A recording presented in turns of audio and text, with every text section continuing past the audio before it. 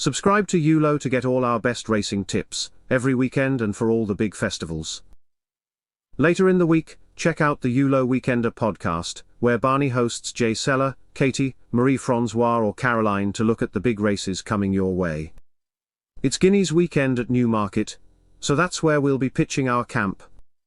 With this week's unseasonably hot and dry spell, there's been plenty of head scratching over course conditions, and this has become a big factor.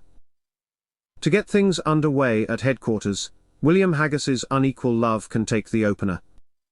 This Dutch art mare won this race on her first run last season, and is taken to repeat the trick under Tom Marquand.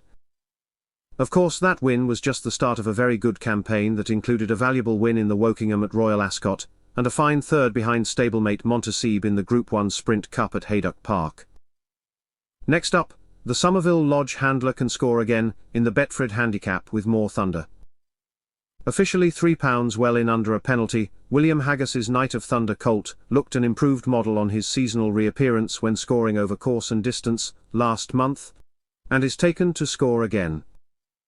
Also on Newmarket's card, look out for Hand of God in the Suffolk Stakes, while Hey Sunshine can land the last of the black-type races for Willie Mullins at Punchestown. Saturday's Nap lines up in the Conqueror Fillies Stakes at Goodwood, where it could pay to side with John and Thady Gosden's Crimson Advocate for this listed race, with big race jockey Rob Havlin in the hot seat.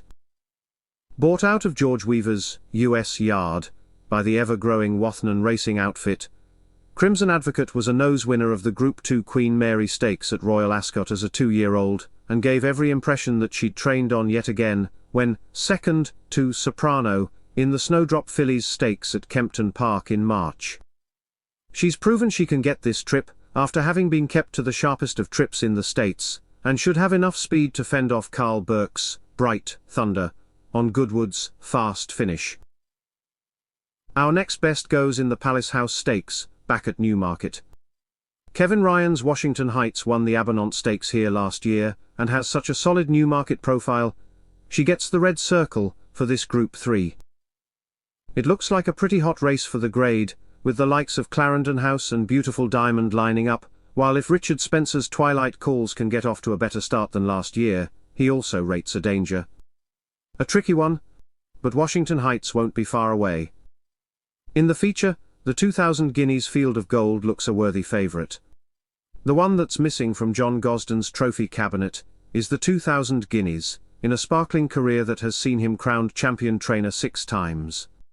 Now, in partnership with Son Thardy, he has his best chance ever of filling that void with Field of Gold, who lines up here fresh from an impressive win in the Group 3 Craven Stakes last month, pulling well clear of the second, the reopposing Wimbledon Hawkeye from James Owen's in-form yard.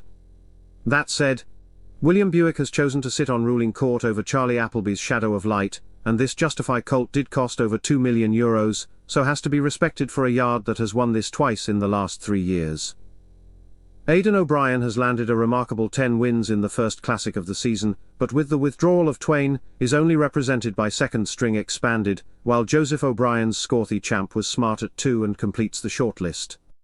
Field of Gold, to make John Gosden's day with a career-defining win in the 2000 Guineas. Back over at the Punchestown Festival, Jade de Gruy can take the Mayor's Champion hurdle. Obviously there has been a massive amount of support for Gordon Elliott's Brighter Days Ahead, who looked something out of the ordinary earlier this season.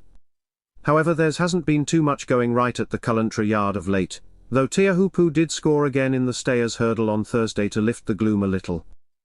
In contrast, Willie Mullins has his Closutton yard riding the crest of a wave after securing the British Trainers' Championship for the second year running, so, Paul Townend's mount, Jade de Grugy gets preference here. Although no match for the brilliant Lossiemouth in the Mayor's Hurdle at the Cheltenham Festival, she's smart enough on her day and is taken to serve it up to the jolly. In the Champion 4-year-old hurdle, a chance is taken on Gavin Cromwell's Hello Neighbour, who looked something special on the flat and over hurdles, winning all 4 starts before lining up in the Triumph Hurdle at Cheltenham in March. That 6th place was a decent effort, and back on home soil he's taken to get upsides of the reopposing Lulamba and Pony Ross this time.